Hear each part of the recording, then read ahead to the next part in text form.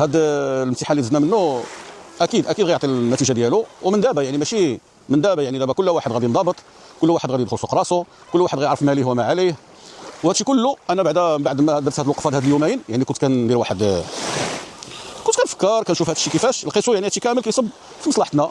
راه كلشي في مصلحتنا، يعني ما تعداوش علينا، بالعكس ما ظلموناش، بالعكس يعني وجهونا، فيقونا. بحال شي حد كان ناعس وجا شي حد وقال له اشرف نوض راك غادي في واحد، يعني كانت وقفه لتصحيح المسار، وقفه يعني لاصلاح الاخطاء، اصلاح ما يمكن اصلاحه. يعني حنا صراحه عيقنا، حتى حنا بسنا. نقول لك، كل واحد كيرمي اللوم على الاخر وبطريقه ماشي عاديه، يعني بواحد الطريقه اللي هي ما كتليقش.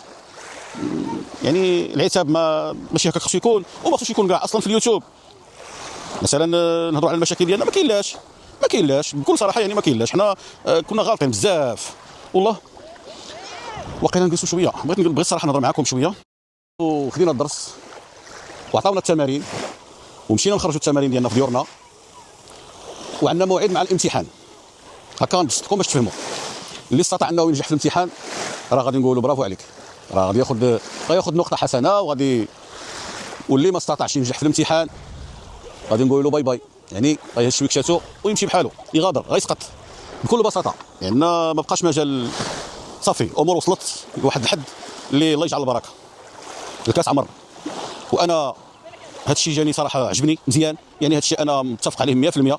المادي والامور يعني استحليتها ومشيت في هذا المستنقع هذا، وما كانش عليا نمشي في هذا الشيء هذا. فعلا نقولوا كيف ما هذا صدقناك اسيدي، دخلتي انت بواحد النيه حسنه، ولكن ملي لقيتي راسك في هذه المشاكل كان خصك دير ستوب، بركه، حبس. ولكن مع الاسف لا، ما حضرليش العقل. باش نكونوا صريحين مع بعضياتنا، انا عندي اخطاء كبيره وعندي دور في هذا الشيء، باش نكون واضح معكم.